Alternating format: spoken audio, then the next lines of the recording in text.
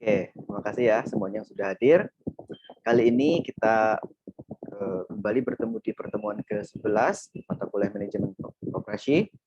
Hari ini kita akan membahas manajemen rantai pasokan atau sering juga disebut sebagai supply chain management. Oke, kita lihat dulu apa saja yang akan kita pelajari hari ini. Yang pertama terkait manajemen rantai pasokan itu sendiri, kemudian nanti bagaimana kita melihat logistik ya, bagaimana caranya kita menyimpan ataupun mengirimkan dari produk-produk kita yang sudah jadi, kemudian strategi dari rantai pasokan dan juga bagaimana caranya mengevaluasi ataupun mengukur ya rantai pasokan. Oke, sebelum kita masuk ke inti bahasan, kita lihat dulu, saya kasih contoh atau sebuah kasus ya, di mana kita lihat ada sebuah restoran di Amerika, di mana restoran itu ya sudah memiliki banyak sekali ribuan cabang di Amerika, namanya Darden Restaurant, di mana perusahaan tersebut itu memastikan setiap bahan baku yang mereka pakai atau yang mereka gunakan itu merupakan bahan baku yang memang terbaik. Karena ini restoran ya, berarti bahan bakunya adalah bahan-bahan makanannya, entah itu kalau makanan seafood ataupun sayuran dan lain sebagainya. Nah, mereka itu menggunakan ataupun manajemen rantai pasokan dari seluruh dunia. Karena mereka memang mencoba mendapatkan bahan-bahan baku yang memang terbaik di bidangnya. Kalau misalkan kita ngomongin crab ya, berarti crab yang paling bagus di dunia dari mana misalkan. Nah, kemudian mereka juga memberikan bantuan-bantuan atau bimbingan ataupun mungkin dukungan bagi para supplier mereka sehingga para supplier tersebut memahami kira-kira apa yang dibutuhkan oleh Darden Restoran itu seperti apa. Entah itu kualitasnya, ukurannya, dan kesegarannya misalkan, itu semuanya dijelaskan dulu sehingga nanti para supplier tersebut memahami apa yang sebenarnya dibutuhkan dan juga diinginkan oleh pihak restoran. Sehingga mereka itu memastikan bahan bakunya semuanya fresh. Oke, kemudian selanjutnya mereka itu untuk memastikan tadi ya kualitasnya, mereka itu melakukan sertifikasi. Jadi ada beberapa cabang itu ya, khususnya di sini adalah terkait dengan udang ya. Mereka itu melakukan sertifikasi. Sertifikasinya oleh Aquaculture Certification Council, di mana merupakan sebuah badan yang memang khusus untuk melakukan sertifikasi terkait dengan aquaculture. Jadi mereka itu melihat bagaimana mereka dalam bekerja, keamanannya bagaimana, dan keseluruhan prosesnya seperti apa, sehingga bisa menghasilkan sebuah produk ataupun bahan baku ataupun supply yang memang cocok dan layak digunakan untuk restoran mereka. Ketika mereka memenuhi standar tertentu, maka artinya mereka sudah bisa tersertifikasi.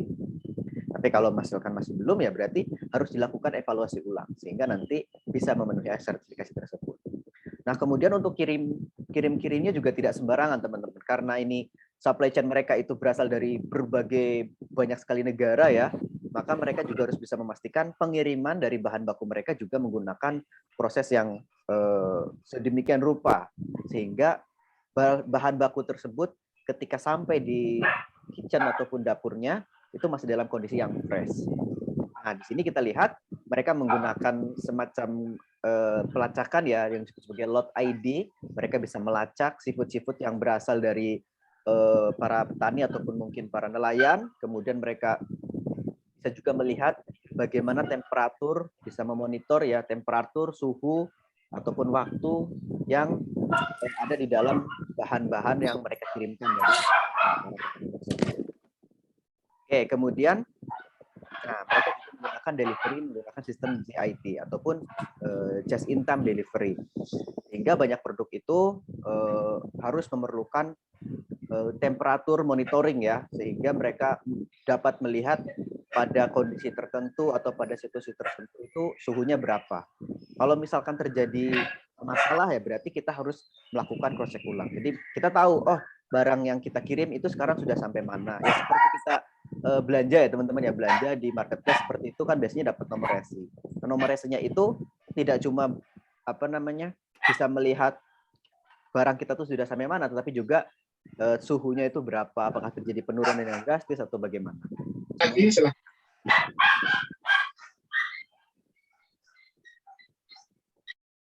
Oke, selanjutnya.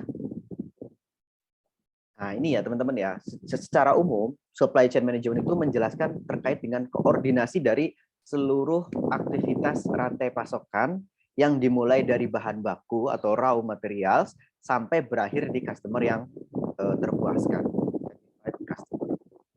Jadi tidak hanya satu pihak, tetapi kita berurusan berkoordinasi dengan banyak pihak. Dari yang paling hulu ada supplier, kemudian sampai ke paling hilir ada distributor, ada wholesaler atau retailer, atau mungkin grosiran, eceran ya kalau yang sering kita dengar.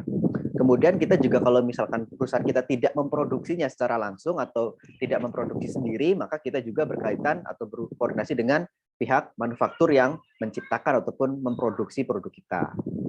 Nah, dari kesemua pihak ini harus kita melakukan koordinasi. Kalau tidak terjadi koordinasi yang baik, maka mungkin ya tadi manajemen rantai pasokannya bisa kacau. Mungkin dari suppliernya ternyata tidak bisa memenuhi kebutuhan dari supply ataupun permintaan dari kita, itu kan repot. Jadi semuanya harus kita koordinasikan. Bagaimana caranya mengirim sampai di tangan konsumen dengan baik, itu harus kita koordinasikan juga dengan wholesaler maupun retailernya. Oke, sebelumnya kita lihat dulu tujuan dari supply chain management itu adalah terkait dengan, nah ini, sebenarnya memastikan sebuah struktur dari supply chain itu untuk memastikan bahwa kita mendapatkan keuntungan ataupun keunggulan bersaing yang maksimal terhadap konsumen utama kita. Jadi kita paling tidak bisa memanfaatkan dari semua pihak-pihak tadi, kita bisa mencapai keunggulan bersaing. Karena kalau misalkan kita memiliki supply chain management yang baik, maka nanti kita bisa memiliki keunggulan bersaing dibandingkan dengan yang lainnya mungkin. Kita mungkin punya relasi dengan supplier yang banyak, yang memiliki tingkat kualitas yang baik, itu menjadi keunggulan bersaing bagi kita. Kan tidak semua perusahaan mempunyai hal tersebut. Nah, dengan begitu nanti kita mempunyai keuntungan yang bisa kita tawarkan kepada konsumen kita atau customer kita. Kita lihat lagi contoh teman-teman di sini, ada minuman ya, katakanlah bir ataupun minuman kaleng yang lainnya, di mana ketika kita ingin memproduksi minuman kaleng tersebut atau minuman botol tersebut, maka banyak sekali pihak-pihak yang kita libatkan. Dari hulu itu berarti sebelum produk tersebut jadi, sebelum produk tersebut diolah. Kalau kita lihat di sini, ada banyak ya teman-teman ya, ada botol dan juga ada kaleng.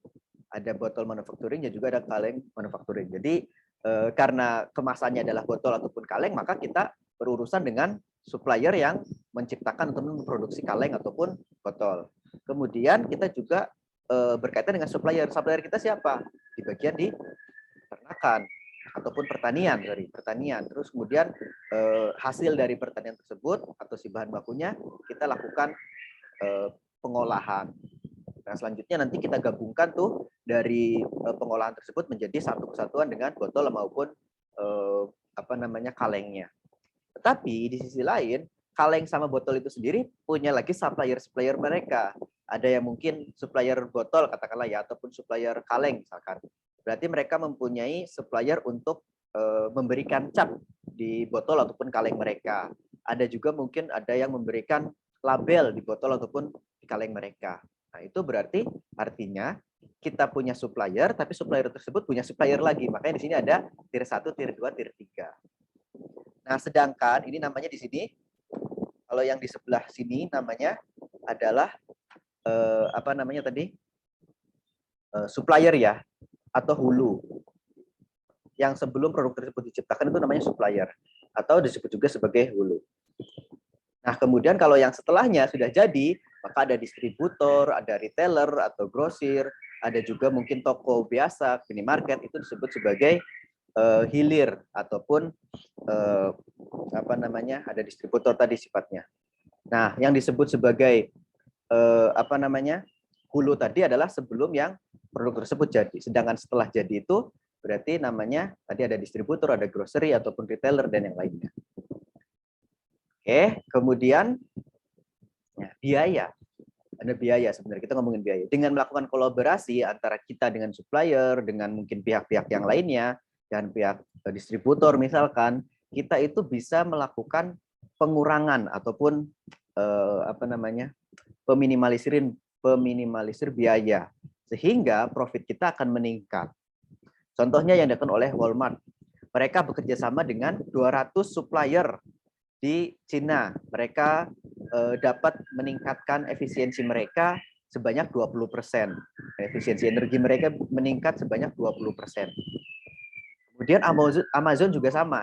Mereka melakukan pengurangan biaya logistik sehingga mereka juga bisa meminimalisir biaya logistik mereka dengan cara memindahkan aktivitas pengisian untuk produk-produk P&G ke warehouse mereka langsung. Nah, kalau teman-teman lihat sendiri di sebelah kiri ada tabel 11.1 ini, kalau kita lihat ada berbagai industri, kurang lebih atau rata-rata di sini sebagian besar ya, nah, di atas 50% semua. Hanya kita lihat yang restoran yang hanya 35% atau di bawah 50%. Artinya sebagian besar industri tersebut memiliki atau mengeluarkan sebanyak 50% lebih untuk pembelian. Pembeliannya ya berarti untuk pembelian bahan baku, untuk pembelian apa semua yang terkait dengan biaya produksi mereka. Jadi sebelum diproduksi berarti kan kita harus beli bahan-bahannya. Katakanlah kita mau buat kue ya berarti harus beli telurnya, tepungnya, semuanya, minyaknya dan lain sebagainya. Itu berarti ini tadi di sini. Nah, yang paling murah itu yang sebenarnya restoran tadi ya, hanya 35%. Artinya ini masih terjadi potensi ataupun peluang untuk kita melakukan pengurangan ataupun efisiensi dari biaya tadi. Ada peluang di sana. Nah, di sini kita lihat, kita membandingkan ada dua strategi yang akan kita coba bandingkan di sini. Tapi kita lihat dulu, ada sebuah kasus di mana saat ini kita memiliki penjualan sebanyak $100.000. Ini kita posisinya saat ini di tabel yang kiri di sini. Oke, saat ini kita punya penjualan $100.000. Kemudian kita ingin mencoba meningkatkan gross profit ataupun keuntungan perusahaan sebanyak 5.000. Nah, keuntungan yang sekarang berapa? 10.000. Berarti dengan kata lain, kalau kita ingin meningkatkan keuntungan kita 5.000, sama saja dengan meningkatkan keuntungan sebesar 50%. Nah, di sini akan kita lihat, akan kita bandingkan dua strategi, yaitu strategi supply chain dan juga strategi sales ataupun penjualan. Nanti kira-kira teman-teman analisis sendiri mana yang lebih effortless ya, tidak terlalu banyak usahanya. Apakah menggunakan strategi yang supply chain atau sales. Kita lihat dulu di sini ada beberapa yang perlu kita perhatikan. Untuk biaya material ataupun bahan bakunya 60% ya saat ini. Kemudian untuk biaya produksinya 20%, fixed cost-nya 10%, kemudian profitnya tadi 10.000. Jadi dari 100.000 penjualan tersebut perusahaan hanya mendapat keuntungan 10.000 atau 10%. Kemudian kita ingin mencoba untuk meningkatkan menjadi 15.000 ya, karena tadi kita meningkat menjadi berapa? Menjadi 15.000 karena terjadi peningkatan 5.000. Oke, kita lihat dulu dengan menggunakan strategi yang pertama. Nah, di sini ya teman-teman, kalau misalkan kita pakai strategi yang pertama, kita pengen mendapatkan keuntungan 5.000, ya berarti kita tinggal kurangi aja nih biaya materialnya atau biaya bahan bakunya. Kalau yang tadinya 60.000, maka sekarang kita hemat. Maka kita hemat menjadi 55.000. Dengan kata lain, kita sudah bisa mengalokasikan tadi dari biaya tadi 60.000 tadi, 60.000 menjadi 50.000, yang 5.000-nya kita alokasikan menjadi keuntungan kita. Nah, karena kita dengan menghemat 5.000 saja, kita sudah mendapatkan keuntungan 15.000. Artinya, dengan cara mengurangi biaya material atau cost of material tadi, dengan hanya menghemat 8,3%, dapatnya dari mana 8,3%? Dapatnya dari 5.000, yaitu penghematan dari kita tadi, material cost tadi, dibagi dengan awalnya berapa? Awalnya biayanya adalah 60.000. Berarti kita hanya perlu melakukan penghematan 8,3% terkait dengan cost of material, kita akan mendapatkan 50% profit gain ataupun keuntungan perusahaan. Oke, bisa dipahami? Kemudian kita lihat dari strategi yang kedua. Silahkan nanti kalau ada pertanyaan bisa langsung tanyakan aja. Kemudian strategi yang kedua, menggunakan strategi penjualan. Artinya kita meningkatkan penjualan. Bagaimana caranya? atau berapa sih penjualan yang harus kita dapatkan atau kita jual itu sehingga keuntungannya 15.000. Oke, asumsikan atau anggaplah penjualan kita adalah X, penjualan yang baru. Maka kalau misalkan kita mau lihat X itu adalah 0,6 atau 60% dari 60%-nya untuk biaya material tadi kan, bahan baku. Kemudian 20%-nya untuk 20% untuk biaya produksi. Karena fixed cost itu tetap ya berarti tetap 10.000. Kemudian keuntungannya yang tadinya 10.000 kita pengen jadi 15.000. Oke, sehingga X-nya nanti kita peroleh 125.000. Artinya untuk mendapatkan 15.000 keuntungan ini yang sekarang kita inginkan, kita perlu melakukan penjualan sebanyak 125.000. Nah, berapa persen nih? Ada yang tahu kira-kira berapa persen? Ada yang mau coba? Apakah peningkatan penjualan yang harus kita lakukan untuk mendapatkan keuntungan yang sama? Ada yang mau coba? Ada? Nggak ada? Oke, dapatnya gimana? Ya tinggal cari selisihnya. Dari 100 ke 125.000 naik berapa? Naik 25.000.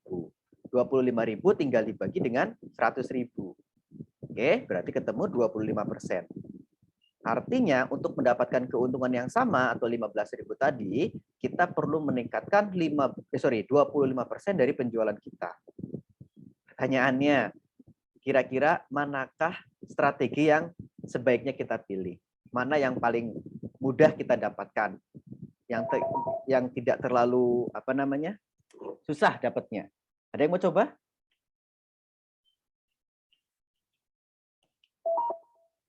Ada? Tidak ada? Oke, coba saya tanyakan salah satu. Kalau diam semua, gantian yang saya tanya. Yovana hadir, Yovana?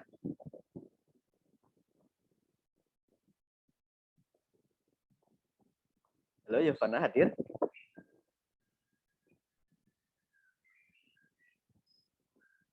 Silakan, silakan. Hadir nggak Yovana? Yovana Almaira?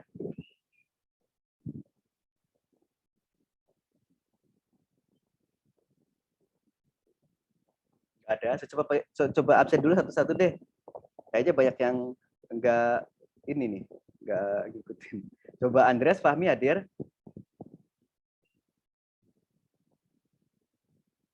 Andres?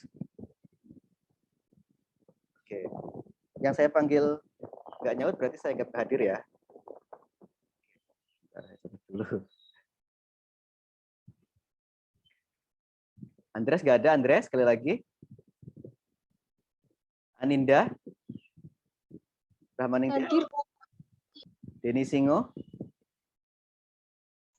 Hadir, Pak. Elva Yunita? Hadir, Pak. Fitri Rizky? Fitri Rizky hadir? Mic-nya rusak, Pak. Oh, oke. Vladia? Hadir, Pak. Hana?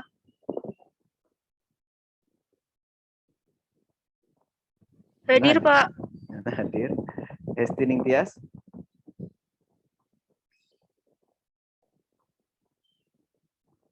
Hesti Ningtyas, ada?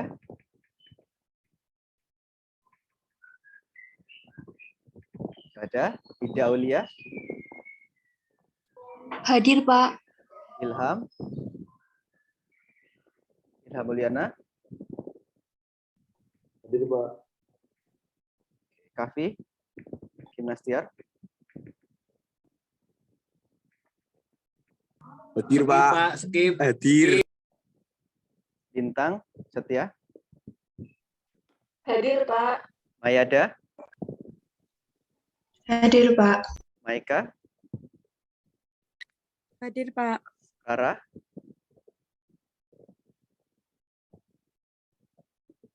Nafida? Hadir, Pak. Priska? Hadir, Pak. Rangga? Hadir, Pak. Rizky? Hadir, Pak. Safa? Amalia, Hadir, Pak. Tio, Tio Hadir, Iqbal, Pak. Hadir, Pak. Yusuf. Yusuf hadir, Yusuf. Hadir, Pak. Hadir. Azmi Hanif. Azmi hadir. Oke, lewat chat ya. Oke, ada yang mau coba menjawab manakah strategi yang akan dipilih?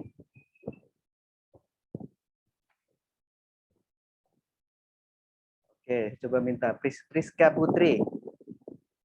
Priska, kalau menurut Priska kira-kira mana yang lebih gampang dicapai untuk mendapatkan keuntungan yang sama? Apakah strategi yang pertama atau strategi yang kedua?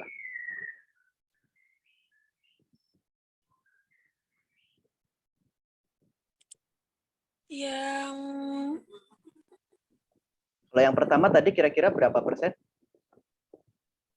Cara mendapatkan keuntungan 15.000. Caranya bagaimana, Priska?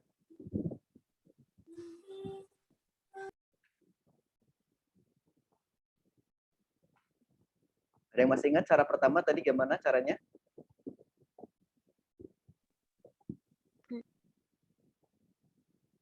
Ada yang dengerin nggak tadi? Saya jelaskan. 55% ditambah 20% ditambah 10%. Kalau untuk pakai strategi yang kedua gitu, Pak. Ya nggak? Benar, salah saya, Pak. Kalau yang pertama dulu, Safa. Kalau yang Kalau pertama yang gimana? pertama, Lihat ininya pakai aja, apa namanya? Strateginya caranya gimana gitu. Dengan cara meningkatkan penjualan kah, dengan cara mengurangi biaya produksi atau biaya apa gitu. Kalau strategi yang pertama tadi. itu, Pak, yang material. Cost of materialnya. Perlu berapa? Cuma perlu menghemat berapa persen? 5%. Berapa? Yakin 5%? Sebentar, Pak. Caranya gimana? Teman-teman ada yang tahu tadi? Sebelumnya berapa? Sebelumnya Sebelumnya 60. 60.000. Oke, menghemat berapa persen untuk menjadi 55.000? 5. 5.000 ya. 5.000 dibagi dengan sebelumnya. Oke, ini ada yang jawab ya. Ya, betul, 8,3%. Jadi, cara yang pertama adalah dengan cara menurunkan cost of materialnya ini. Oke, turunnya cuma 5.000. 5.000 itu berapa persen? Ya dibagi dengan 60.000. 8,3%. Ini hanya menghemat 8,3%. Oke, itu kalau cara yang pertama, supply chain strategi. Cara yang kedua, Safa gimana tadi? Pakainya apa?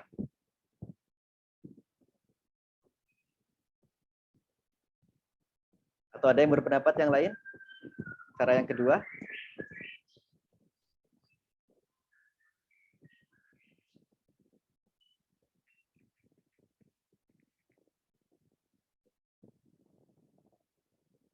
Elva mungkin, Elva Yunita ada? Cara yang kedua adalah sales strategi. Dengan cara bagaimana? Ada, Pak. Gimana? Aduh, kurang paham, Pak, kalau yang kedua. Dilihat, caranya di sini udah kelihatan itu. Di situ udah jelaskan semua tuh di screen-nya. Dengan cara apa? Meningkatkan apa kalau yang kedua?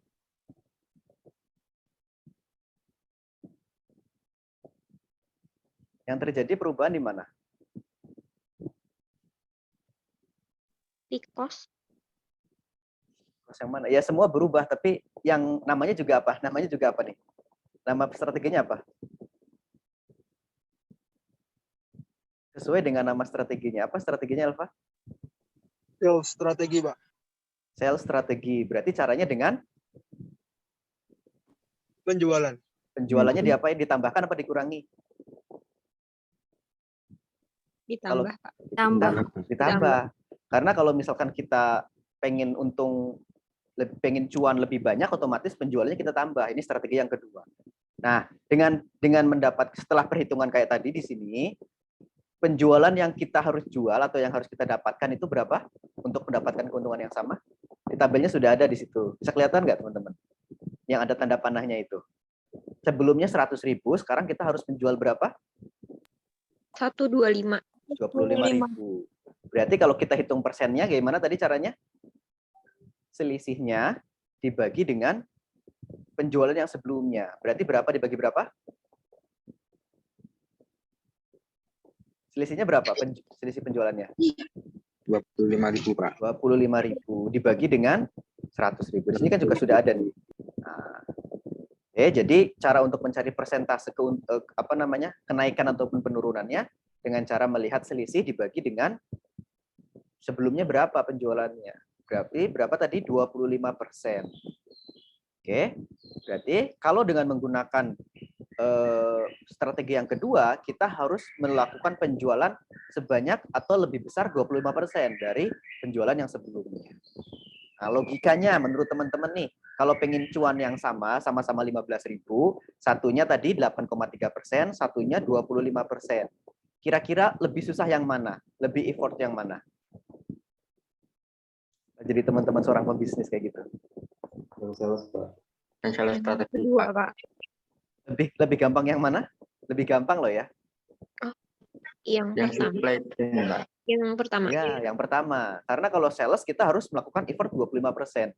Ingat teman-teman, menjual naikin 25% itu bukan hal yang gampang. Mungkin teman-teman yang berbisnis sekarang mungkin paham banget. Ketika kita ingin meningkatkan penjualan itu adalah sesuatu yang sangat susah. Lihat dari presentasinya aja, kelihatan 25% kan effortnya lebih besar tuh, seperempatnya gitu. Sedangkan yang tadi dengan cara menghemat 8,3% aja, kita dapat keuntungan yang sama. Oke, jadi kalau yang paling gampang ya yang pertama tadi, yaitu dengan cara supply chain strategi, dengan menghemat biaya bahan baku atau cost of materials. Kemudian, atau pada kenyataannya, realitanya sebenarnya kita bisa mengkombinasikan keduanya. Jadi sambil kita menghemat biaya bahan baku, kita juga bisa meningkatkan penjualan. Kan yang pada realnya, pada kenyataannya, kita bisa melakukan keduanya pada saat yang bersamaan. Tapi kalau kita mau bandingkan gitu ya, kira-kira mana nih yang mau kita ambil misalkan? Ya strategi yang pertama, karena lebih gampang, lebih effortless kayak gitu. Ya mungkin sama-sama ada effortnya, tetapi lebih mudah diraih daripada yang tadi yang kedua itu 25%. Saya dipahami? Berarti kalau kita suruh pilih, ya otomatis suruh yang persennya lebih kecil, yang pertama tadi. Oke, selanjutnya. Nah, ketika kita melakukan bisnis juga pasti akan ada namanya dilema antara kita itu mau membeli ataupun membuat sendiri atau kita melakukan outsourcing. Nah, bedanya apa? Nanti kita akan lihat setelah ini. Kita lihat dulu di sini ada perbedaan strategi ketika kita juga memilih strategi yang berbeda. Seperti sebelumnya sudah dijelaskan bahwa strategi bisa kita kategorikan menjadi 3 kategori utama atau strategi, yaitu low cost atau dengan harga yang murah, respons ataupun dengan respon yang cepat, responsif, sedangkan yang ketiga itu strategi diferensiasi atau menjadi pembeda dibandingkan dengan produk yang lainnya. Jadi kalau misalkan kita menggunakan strategi low cost, ya nanti ada beberapa poin-poin yang harus kita perhatikan. Contohnya misalkan kita ngomongin, kita asumsikan kita ambil contoh logistik ataupun kargo ya, JNT, JNE, dan yang lain sebagainya. Nah, masing-masing perusahaan walaupun sama-sama perusahaan logistik pasti akan memiliki strategi yang berbeda-beda untuk menggaet para pelanggannya. Contoh misalkan, kalau kita strateginya perusahaannya yang penting murah, katakanlah dari Semarang ke Jakarta cuma bayar 5.000 per kilo, katakanlah. Sedangkan yang lainnya 15.000, 20.000, misalkan seperti itu. Nah, ketika kita menggunakan strategi yang pertama, maka kita hanya lihat di kolom yang di sini, kolom yang pertama ini. Berarti kita cari transportasi yang nggak mahal. Ya karena biayanya juga ataupun tarif yang kita tawarkan itu juga murah. Jadi cari yang murah atau nggak mahal paling nggak. Kemudian mungkin kita kasih diskon-diskon. Kemudian kalau kita perusahaan yang kedua yang berbeda, kita pakai strateginya respons gitu, ya berarti kita usahakan cari transportasi yang cepat. Lewat pesawat lah, atau lewat kereta, atau lewat apa, yang penting cepat. Nah kemudian ketika kita menggunakan respons strategi juga memberikan pelayanan customer service yang premium, yang paling bagus di bidangnya. Nah, itu nanti kalau misalkan pakai strategi diferensiasi juga beda. Strateginya pembeda, ya maka nanti kita akan mendapatkan ataupun menawarkan sesuatu yang beda juga bagi para customer kita. Oke, ini terkait dengan tadi distribution network-nya. Untuk hal-hal yang lain juga pasti akan berbeda. Kemudian selanjutnya, nah ini Yang pertama, ketika kita memilih atau mempertimbangkan untuk menggunakan strategi yang make or buy decision, maka kita itu memilih pilihan antara memproduksi sendiri komponen-komponen yang kita buat atau yang kita gunakan, atau melakukan pembelian dari sumber-sumber luar, dari sumber-sumber yang memang sudah spesifik memproduksi ataupun menghasilkan produk yang kita ciptakan. Contohnya misalkan kita memproduksi mobil. Oke, ketika kita memproduksi mobil, otomatis ada beberapa pilihan, apakah kita mau membuat semua komponennya sendiri atau mungkin beberapa komponen ada yang kita beli dari pihak luar. Misalkan kita buat mobil. Oke, mesinnya beli apa memproduksi sendiri nih? Ya, namanya juga mobil, salah satu komponen utamanya adalah mesin. Ya, kalau bisa mesinnya kita produksi sendiri. Bagaimana caranya? Kita punya resource, bisa mengembangkan dan juga membuat mesin sendiri. Mungkin bagi komponen-komponen yang lainnya, yang komponen pendukung, misalkan kayak ban atau head unit, nah mungkin kita bisa melakukan pembelian kepada supplier kita yang memang sudah paling bagus di bidangnya. Misalkan ban, ya kita percayakan kepada misalkan Dunlop ataupun Michelin ataupun yang lainnya. Contohnya lagi head unit, misalkan kita beli dari mana, terserah, pakai merek-merek yang memang sudah paling bagus, yang sudah memang mereka khusus membuat produk tersebut. Daripada kita ngembangkan sendiri, nanti kita repot. Kalau kita ngembangin sendiri semuanya, maka kita bingung sebenarnya kita tuh perusahaan apa kayak gitu. Oke, kemudian ada juga pilihan yang lainnya atau dengan melakukan outsourcing. Biasanya outsourcing ini adalah dengan cara mentransfer beberapa aktivitas-aktivitas yang bukan inti dari perusahaan kita, kemudian kita limpahkan, kita tugaskan kepada pihak luar. Contohnya, misalkan teman-teman mungkin sering lihat di perusahaan kayak gitu, ada pegawai-pegawai yang walaupun bekerja di perusahaan tersebut, tetapi mereka bukan karyawan di perusahaan tersebut. Contohnya misalkan office boy atau tenaga kebersihan, atau juga mungkin security-nya. Mereka kerja di perusahaan tersebut, kayak misalkan di bank, tapi kemungkinan mereka atau ada kemungkinannya mereka bukan bagian dari bank tersebut, karena mungkin mereka di bawah perusahaan security atau di bawah perusahaan yang menaungi mereka di bagian kebersihan, keamanan ataupun yang lainnya. Kenapa ada nama atau metode outsourcing ini? Karena perusahaan dengan melakukan outsourcing tersebut bisa fokus ke aktivitas ataupun kompetensi intinya. Contohnya mungkin teman-teman kalau ini angkatan berapa ya teman-teman? Atau semester berapa rata-rata? Angkatan 20, Pak. 20, berarti semester 3 ya? Nah, semester 3, udah pernah ke kampus belum teman-teman? Belum, Pak. Belum pernah? Oke, ya angkatan masuk corona ya, berarti belum lihat ke kampus. Nah, di kampus kalau teman-teman nanti perhatikan, ada karyawan-karyawan yang menggunakan seragam kayak di di security atau mungkin yang membantu parkir atau di tenaga kebersihan, itu biasanya mereka karyawan-karyawan outsourcing, di mana mereka itu bekerja di bawah naungan dari perusahaan yang mereka bekerja tersebut. Jadi mereka bukan bagian dari bukan bagian dari Udinusnya, tetapi bagian dari bagian dari perusahaan security atau bagian dari perusahaan kebersihan seperti itu. Oke. Kemudian selanjutnya,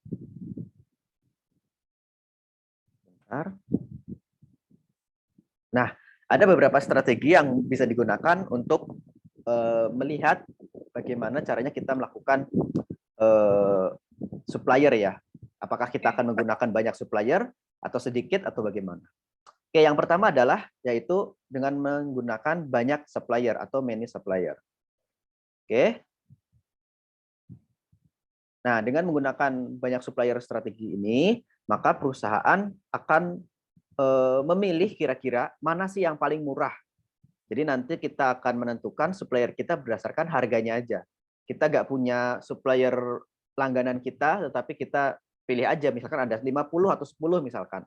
Oke, kalau misalkan dari saat ini di supplier A yang paling murah, oke kita beli di sana. Kemudian besok-besoknya ternyata di supplier ke-50 yang paling murah, yuk kita beli di sana. Jadi kita cari yang paling murah aja. Resikonya ataupun kelemahannya dengan menggunakan strategi ini, maka nanti perusahaan tidak punya hubungan yang jangka panjang dengan si partner ataupun supplier tadi. Karena mungkin lihatnya ya udah jangka pendek aja, kita nggak mempertimbangkan jangka panjang kayak gimana. Tapi kalau kita mempertimbangkan yang jangka panjang, kita kalau bisa jangan menggunakan strategi yang pertama ini. Karena nanti kalau jangka panjang, kita nggak ada ikatan dengan supplier kita, suatu saat mungkin stoknya lagi sedikit, maka nanti supplier juga gantian. Hanya akan menjual kepada siapa yang mau lebih mahal. Mau beli nggak nih? Enggak, kayaknya kemahalan. Ya udah kita jual ke tempat yang lain misalkan.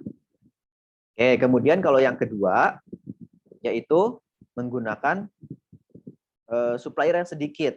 Nah, dengan menggunakan supplier yang sedikit ini, nanti akan ada beberapa ini juga ya, trade off ya. Yang pertama, dengan menggunakan strategi yang sedikit, maka kita lebih memilih hubungan jangka panjang ketimbang cari yang paling murah. Kenapa? Paling murah sekarang mungkin suatu saat akan mahal di kedepannya. Jadi paling enggak kita lebih lihat jangka panjang dengan supplier. Paling enggak kita punya sebuah kerjasama atau bahkan mungkin taken MOU ataupun kontrak, sehingga suatu saat kalau misalkan ada keterbatasan stok atau stoknya menipis karena kita sudah dekat dengan supplier, maka supplier kita mau untuk memberikan stoknya kepada kita. Kalau yang tadi kan enggak.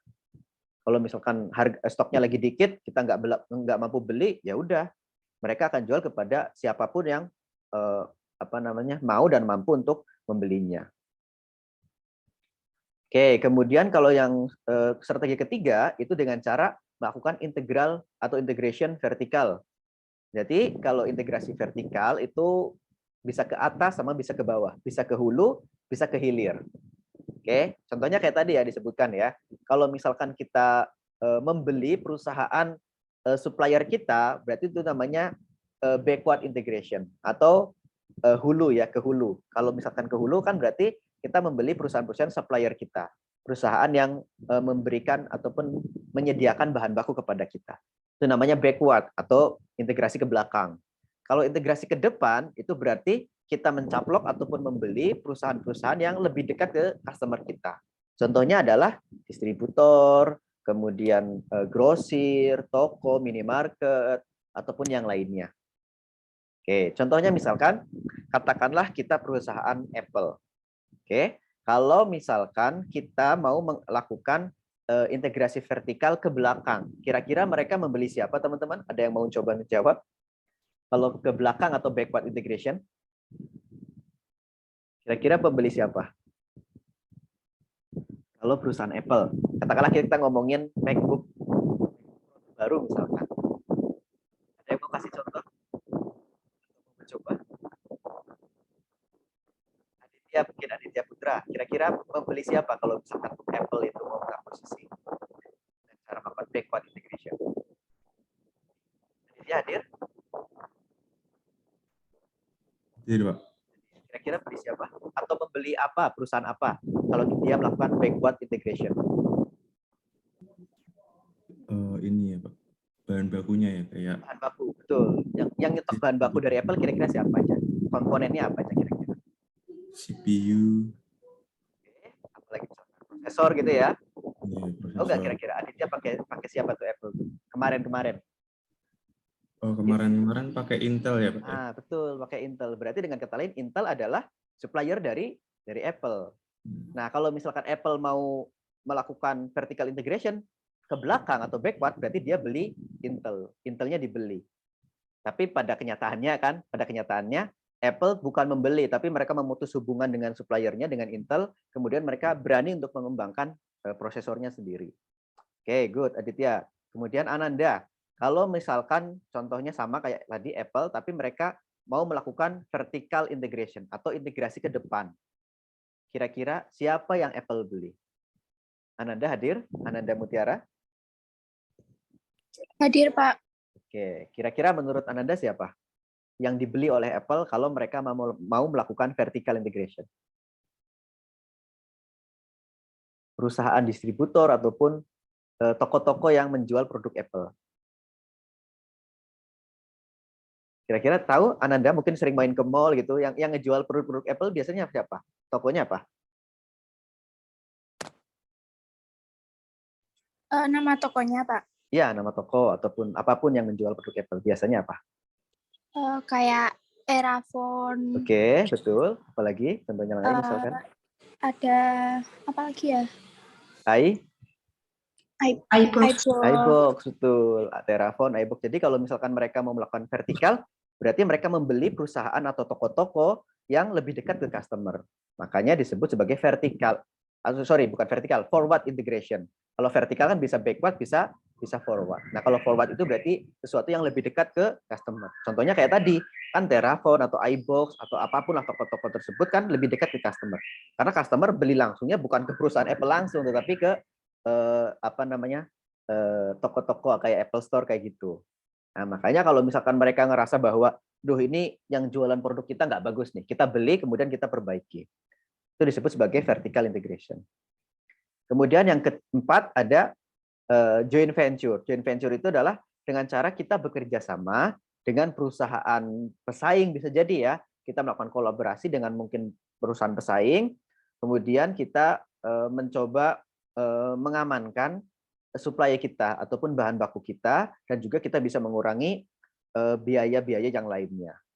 Salah satu contohnya yang dilakukan oleh Daimler dan juga BMW. Mereka merupakan perusahaan yang memproduksi komponen-komponen mobil ya, khususnya adalah mobil-mobil mewah, di mana ketika mereka bekerja sama, ketika mereka berkolaborasi, mereka bisa mengembangkan sesuatu yang ibaratnya apa ya, bisa patungan ya. Katakanlah kalau misalkan BMW itu mau mengembangkan R&D sendiri, research and development sendiri, terlalu susah mungkin karena terlalu mahal biayanya. Tapi ketika mereka bekerja sama berdua, Daimler dan BMW ini, mereka bekerja sama, kemudian mereka bisa melakukan penelitian bareng sehingga bisa menghasilkan suatu produk ataupun suatu komponen yang lebih canggih, lebih bagus, tapi biayanya mereka bagi dua karena kerjasama. Oke, itu adalah joint venture. Kemudian yang kelima yaitu Keiretsu Network. Dari namanya udah kelihatan ya, nama Jepang. Ini merupakan sebuah kolaborasi juga, bagian kolaborasi, atau juga merupakan bagian dari membeli dari sedikit supplier, dan juga merupakan bagian dari vertical integration. Nah, di sini ini supplier mereka itu menjadi bagian dari koalisi perusahaan yang disebut sebagai Keiretsu. Keiretsu ini adalah si supplier tadi yang menjadi bagian dari perusahaan. Contohnya misalkan perusahaan tersebut memberikan dukungan ataupun bantuan finansial kepada supplier mereka dengan melalui kepemilikan ataupun pinjaman. Jadi perusahaan kita katakanlah apa ya, tadi misalkan Apple, misalkan supplier mereka siapa? Katakanlah Intel. Nah, Intelnya ini dikasih bantuan, sumbangan, dikasih pinjaman oleh Apple untuk mengembangkan produk-produk yang kita gunakan juga. Artinya dari supplier tadi itu ada keterikatan dengan kita karena mereka pinjam ke kita, mau nggak mau kalau misalkan kita pengen ya mereka harus nurutin juga. Ini mirip kayak vertical integration, mirip kayak vertical integration. Tapi kalau vertical integration benar-benar dibeli semua oleh kita. Tapi kalau yang ini kita cuma berikan pinjaman, kita berikan hutang kepada pihak suppliernya, sehingga nanti kurang lebih suppliernya juga bisa bisa kita setir lah kayak gitu kurang lebih. Sedangkan yang keenam adalah virtual companies ataupun perusahaan virtual. Nah, perusahaan virtual ini biasanya memberikan jasa on demand ataupun ya hanya ketika ada kebutuhan aja. Nah, hal ini juga disebut juga sebagai hollow corporation atau network companies. Yang bisa saya contohkan di sini adalah ketika teman-teman misalkan punya perusahaan clothing ataupun aparel, kan kita nggak perlu tuh punya semua konveksi kita miliki atau perusahaan perusahaan yang menciptakan ataupun memproduksi pakaian kita misalkan, itu nggak perlu. Tapi kita hanya perlu bisa memastikan bahwa produk yang sudah kita desain diproduksi di mana, kemudian nanti siapa yang mendistribusikan kayak gitu. Makanya kalau kita lihat ya mungkin perusahaannya secara virtual aja. Kalau secara nyata mungkin kita belum punya belum punya perusahaan yang berdiri kayak gitu. Makanya disebut sebagai virtual companies. Banyak sekarang perusahaan-perusahaan virtual ya teman-teman, kayak misalkan tadi contohnya adalah aparel ataupun bisnis clothing seperti itu. Oke, selanjutnya logistik management. Jadi ada sebuah pendekatan di mana kita mencari sebuah efisiensi dari operasi melalui integrasi dari pergerakan ataupun aktivitas penyimpanan. Nah, untuk pengiriman barang-barang ataupun produk-produk sendiri ada banyak sekali modal ataupun sistemnya ya pengiriman. Ada yang dari menggunakan truk, menggunakan kereta api, pesawat terbang, waterways ataupun menggunakan jalur air, bisa menggunakan kapal laut, kapal sungai mungkin bebas. Kemudian ada pipeline ataupun perpipaan. Dan yang terakhir multimodal, berarti ya nggak cuma satu, tetapi menggunakan campuran ataupun kombinasi dari kesemuanya. Nah, tentu saja masing-masing moda transportasi ini memiliki kelemahan dan kelebihan. Contohnya misalkan pipelines ini digunakan paling sering adalah untuk mengirimkan bentuk-bentuk minyak yang mentah ataupun gas ataupun bahan-bahan kimia yang lainnya. Kalau misalkan kita kirimkan menggunakan truk ataupun menggunakan railroad ataupun kereta api, maka itu hanya sebagai kombinasi aja. Kalau untuk yang bahan baku, yang bahan mentah, ataupun mungkin berbahan gas, lebih baik menggunakan yang perpipaan. Tetapi kalau misalkan produk tersebut sudah jadi, katakanlah di kilang minyak mana, misalkan Cilacap, kemudian untuk mengirimkan ke pom bensin, maka mereka menggunakan truk tadi, atau mungkin menggunakan kereta api. Jadi mereka bisa menggunakan kombinasi dari kesemuanya. Oke, kemudian selanjutnya.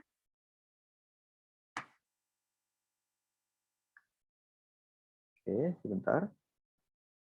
Oke, kemudian kita ngomongin warehousing. Jadi ketika kita ngomongin logistik, tentu kita ngomongin warehouse ataupun gudang.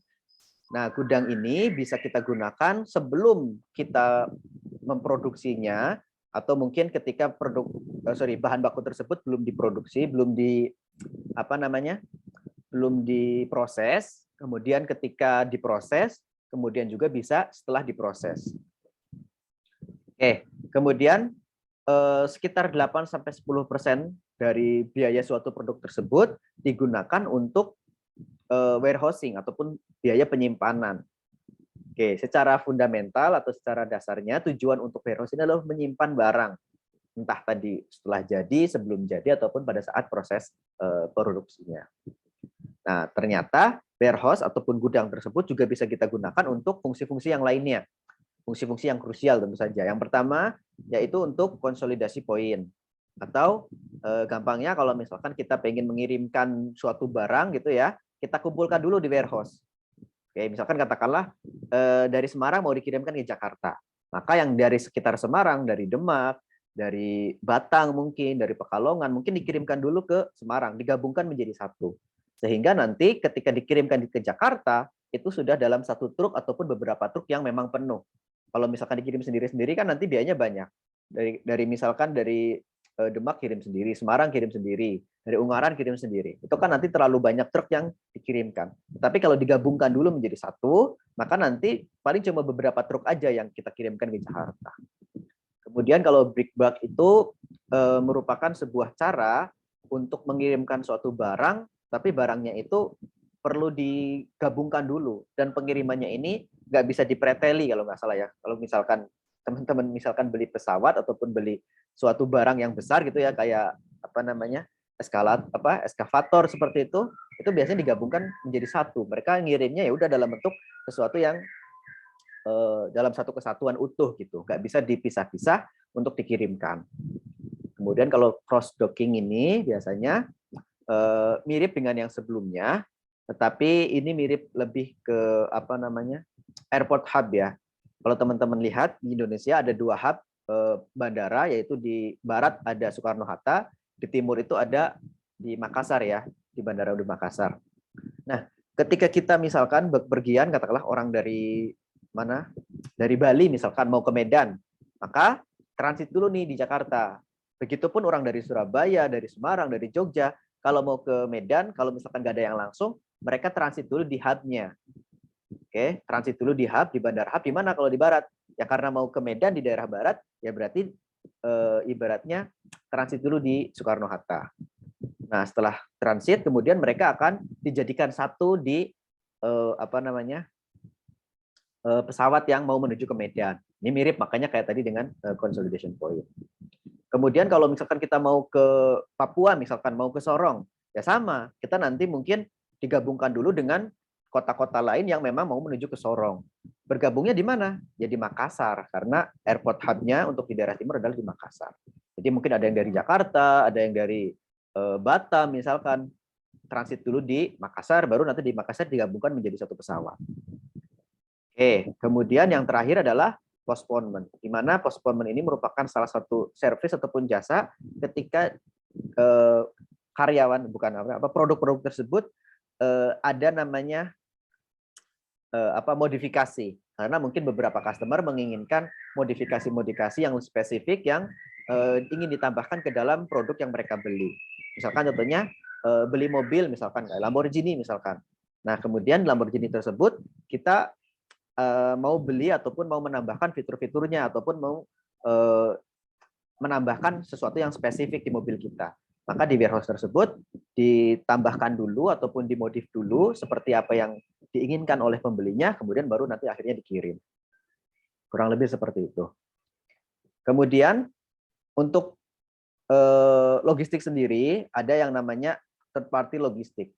Artinya apa? Artinya kalau misalkan kita perusahaan belum besar, kita nggak perlu punya logistik sendiri.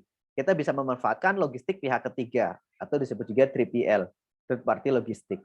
Seperti yang sudah kita jalankan sekarang sebenarnya, mungkin teman-teman punya bisnis kayak gitu, teman-teman nggak perlu ngirimin sendiri produk dari teman-teman ke customer, tapi kita bisa manfaatkan third party logistik. Kalau misalkan dalam kota sendiri ya mungkin bisa pakai GoSend atau mungkin kurir-kurir yang lainnya. Tapi kalau beda kota, kita bisa menggunakan JNT, JNE, Ninja, dan yang sebagainya ya, kurir-kurir yang sering kita gunakan juga untuk berbelanja. Nah, dengan menggunakan 3PL atau third party logistik ini, kita bisa menurunkan biaya inventory-nya. Oke, kalau mungkin sebelumnya kita harus mengirimkan sendiri kan mahal ya, dan kita juga punya keterbatasan SDM. Kita juga bisa menurunkan biaya delivery-nya. Ya mungkin kalau kita hitung-hitung, kalau kita ngirimin sendiri, itu jauh lebih mahal ketika kita mengirimkan menggunakan third party logistik ini. Nah, masalah reliability pengiriman dan juga kecepatan juga biasanya lebih bisa diandalkan yang third party logistik, karena memang mereka adalah perusahaan yang khusus untuk berjalan di bidang logistik, pengiriman, kargo dan yang sebagainya. Sehingga kalau kita bandingkan ketika misalkan kita mau mengirim sendiri produk kita, barang kita, itu akan jauh lebih murah dengan menggunakan yang third party logistik ini. Dan juga bisa lebih cepat juga. Kan sekarang sudah bisa kita pantau juga nih, barang kita sudah sampai mana dan yang sebagainya. Oke, itu adalah manajemen logistik. Selanjutnya untuk distribusi, manajemen distribusi. Nah, kita perlu juga untuk mendesain jaringan distribusi untuk memenuhi ekspektasi dari customer. Kenapa? Karena kita harus menentukan kira-kira berapa jumlah cabang dari perusahaan kita, ada di kota apa saja. Kalau misalkan di Jawa ternyata paling banyak, oke, berarti di Jawa kita kasih cabang di mana saja, kota-kota yang paling banyak customer kita. Oke, contohnya seperti itu. Nah, kita juga harus melihat 3 kriteria. Yang pertama adalah rapid response. Artinya berapa banyak cabang yang harus kita buat untuk bisa merespon dengan cepat customer kita. Kalau customer kita komplain ataupun melakukan keluhan atau memberikan keluhan, ya kita harus bisa merespon dengan cepat. Oke, kemudian juga terkait dengan pilihan produknya. Sebisa mungkin kita menawarkan pilihan-pilihan produk yang beragam juga bagi mereka. Dan juga jasa ataupun pelayanan dari kita juga sebisa mungkin yang paling bagus. Kalau bisa ya service excellent. Kemudian selanjutnya kalau kita lihat di sini ada nanti dilihat, nah ada grafik ya, yang pertama terkait dengan respon time. Semakin banyak jumlah fasilitasnya, nanti kurang lebih respon time-nya akan semakin sedikit ya, kalau kita lihat semakin sedikit respon time-nya akan semakin cepat. Tapi kalau semakin banyak ya mungkin respon time-nya akan berkurang. Sedangkan di sini kita lihat ada beberapa biayanya. Untuk logistik ada facility-nya, ada inventory dan juga ada transportasi. Karena logistik itu ya berarti nggak cuma buat nyimpan, nggak punya buat inventory, tapi juga buat transportasinya, itu disebut juga logistik. Nah, kalau kita gabungkan 3 semua biaya ini disebut dengan total logistic cost. Nah, kalau kita gabungkan nanti grafiknya yang merah ini. Kalau yang merah, kalau kita lihat hanya melihat dari biaya yang paling murah adalah saat jumlah fasilitas itu adalah cuma 3. Itu yang paling murah. Oke, Oke, kalau kita banding-bandingkan tadi ya, berapa jumlah fasilitas yang paling murah? Ya cuma 3 aja. Berarti kalau bisa kita kembangkan 3 fasilitas atau 3 cabang aja. Tapi kalau kita bandingkan dengan revenue ataupun pendapatan dan juga keuntungan yang paling maksimal, bukan terletak di 3, tapi justru di 4. Nah, mungkin kalau kita lihat di sini, memang betul total logistik cost-nya itu paling murah. Tapi ternyata kalau kita bandingkan, kan kurang lebih di sini ya. Nah, kalau di sini ini profitnya mungkin belum maksimal, tapi akan maksimal ketika jumlah fasilitasnya atau jumlah cabangnya itu 4 dan juga nanti revenue-nya segini. Nanti yang kita pilih adalah 4 cabang. Karena kalau 3 ya mungkin total logistik cost-nya paling murah, tapi belum maksimal keuntungannya. Oke, kurang lebih seperti itu. Jadi tidak hanya melihat dari berapa sih biaya untuk logistiknya, tapi juga kita bandingkan dengan revenue ataupun pendapatan dari perusahaan. Selanjutnya di sini ada contoh untuk menghitung beberapa ukuran keuangan ya untuk melihat apakah supply chain kita itu sudah bagus atau belum. Yang pertama, untuk melihat persentase uang yang kita investasikan di inventory. Dengan cara melihat aja tadi, inventory-nya berapa yang diinvestasikan? 11,4 miliar. Sedangkan di sini total asetnya 44,4 miliar. Berarti berapa persen? Ya tinggal dibagi aja antara investasi di inventory dibagi dengan total asetnya. Ternyata 25%, 25,7%. Artinya sekitar 1/4 ataupun 1/4 lebih dari Home Depot tersebut asetnya diinvestasikan di inventory. Apakah sudah bagus? Apakah perlu ditingkatkan? Ya kalau kita hanya melihat di perusahaan sendiri, kita belum tahu apakah ini sudah bagus atau belum. Caranya bisa udah bagus atau belum ya dibandingkan dengan perusahaan lain yang sejenis. Ternyata perusahaan yang sejenis enggak nyampe 25%, cuma 15-20%. Artinya kita bisa melakukan penghematan ataupun pengalokasian ulang untuk mungkin dialokasikan ke tempat yang lain. Selanjutnya, kalau kita mau menghitung turnover inventory dengan membagi COGS atau cost of goods sold ataupun harga pokok penjualan ya kalau dalam bahasa Indonesia dibagi dengan rata-rata inventory dengan investment. Oke, contohnya di sini. Di sini ada beberapa biaya inventory. Ada raw material, ada work in process, ada finish. Artinya barang-barang yang ataupun bahan baku yang kita butuhkan itu disimpan dulu sebelum diproses. Disebut sebagai raw material inventory. Kemudian ketika diproses juga ada biayanya. Kemudian setelah jadi disimpan lagi sebelum dikirimkan juga ada biayanya. Jadi kurang lebih totalnya ini rata-ratanya masing-masing produk itu $1,69. Oke, itu adalah rata-rata untuk investment inventory. Sedangkan tadi COGS-nya di atas sudah ada $14,2. Sehingga inventory turnover-nya berapa? Ya tinggal dibagi.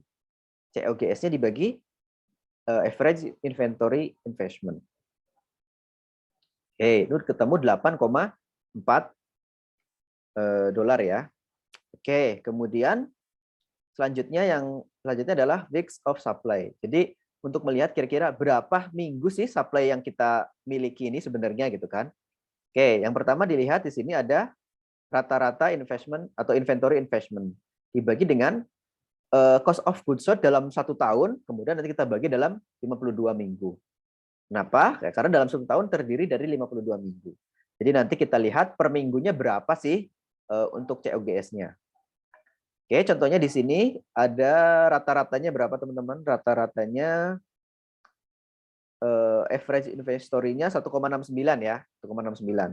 Sedangkan untuk cost of goods sold-nya dalam 1 tahun tadi 14,2. Dibagi dengan 52 minggu, jadi per minggunya 0,273 million. Atau miliar ya, karena billion ke Indonesia jadi miliar. Jadi kurang lebih weeks of supply-nya adalah ketemu 6,19 minggu. Ya kurang lebih 6 mingguan lah. Oke, itu untuk mencari weeks of supply. Selanjutnya yang kedua adalah melakukan benchmarking. Setelah tadi kita menghitung untuk parameter-parameternya, selanjutnya kita bisa membandingkan. Benchmarking itu dengan cara membandingkan perusahaan kita dengan perusahaan yang lain atau perusahaan yang memang paling bagus di bidangnya, di industrinya. Oke, contohnya misalkan order fill rate-nya untuk perusahaan kita, untuk perusahaan yang biasa-biasa itu 71%. 71% artinya misalkan kalau ada 100 orderan, maka kita perusahaan yang tipikal ini yang biasa itu baru bisa melakukan pemenuhan orderan tersebut ataupun pesanan sebanyak 71 pesanan. Baru 71 pesanan dari 100 yang bisa kita handle. Sedangkan perusahaan yang ingin kita tiru, itu mereka sudah bisa menghandle 98% pesanan dari 100. Artinya 98% sudah mereka bisa sudah bisa mereka handle. Nah, itu kita bandingkan, oh ternyata perusahaan kita masih jauh nih kalau kita bandingkan dengan perusahaan benchmark yang kita. Kita harus lakukan evaluasi dan juga perubahan, peningkatan, perbaikan untuk bisa mengejar ketertinggalan tersebut. Kemudian yang ketiga, ini masih sama dengan benchmarking, cuma ini model yang digunakan oleh sebuah konsil atau sebuah badan yang memang khusus untuk membandingkan atau untuk mengukur kinerja dari perusahaan. Yang gunakan namanya model SCOR atau Supply Chain Operation Reference. Nah, dengan menggunakan model ini lebih detail ya teman-teman. Kita bandingkan semua dari mulai perencanaan, dari mulai sumber-sumbernya, bagaimana proses produksinya, bagaimana pengirimannya, dan juga kita juga perhatikan bagaimana kalau misalkan ada produk-produk yang sudah jadi, sudah dikirim atau sudah dibeli oleh customer, ternyata customer tersebut tidak puas atau mungkin ada kecacatan. Nah, kita harus pertimbangkan semuanya. Oke, ini dengan menggunakan model ini, kita bisa melihat secara detail untuk masing-masing proses. Nah, kurang lebih seperti ini. Pertama, contohnya misalkan terkait dengan atribut kinerja untuk yang reliability. Oke, contohnya misalkan di sini ada kolom yang kedua itu sampel metriknya apa? Untuk mengukur supply chain reliability diukur berdasarkan apa? Oh, berdasarkan perfect order fulfillment. Artinya untuk melihat reliability dari supply chain kita melihat berapa sih orderan ataupun pesanan yang sudah kita layani dengan baik, sudah sampai selesai, sudah perfect. Oke, berapa nih? Cara menghitungnya dengan cara berapa orderan yang bisa kita handle, yang bisa kita selesaikan dibagi dengan total atau dari keseluruhan orderan yang masuk. Contohnya kayak tadi sebelumnya. Kalau ternyata orderannya ada 100, kita baru bisa menghandle, kita baru bisa memenuhi orderan atau pesanannya 70, ya berarti 70/100. Nah, ini contohnya salah satu untuk atribut yang pertama, untuk yang reliability. Untuk biaya yang ada lagi contohnya. Untuk biayanya misalkan, kita bisa membandingkan ataupun melihatnya dengan cara mengukur supply chain management cost-nya berapa. Cara ngukurnya gimana? Ya tinggal dibagi atau ditambahkan semua. Untuk biaya plan-nya, perencanaannya berapa, source-nya berapa, pengirimannya berapa, dan juga return-nya berapa. Nah, ini adalah model SCOR untuk mengukur performa dari supply chain yang ada di industri kita. Oke, sampai sini ada yang bertanya? Mungkin ada yang tanyakan, silahkan. Ada pertanyaan? Belum ada, Pak. Belum ada. Yang lain ada lagi? Tidak ada? Oke, kalau tidak ada, kita akhiri. Terima kasih teman-teman semua yang sudah hadir. Saya ucapkan sekali lagi terima kasih yang sudah hadir, yang sudah aktif juga berdiskusi. Kita akhiri perkuliahan hari ini. Selamat sore teman-teman semua, selamat berakhir pekan. Saya ucapkan Assalamualaikum warahmatullahi wabarakatuh. Waalaikumsalam warahmatullahi wabarakatuh. Waalaikumsalam warahmatullahi wabarakatuh. Makasih, Pak. Baik, sama-sama. Oke, saya akhiri ya, teman-teman.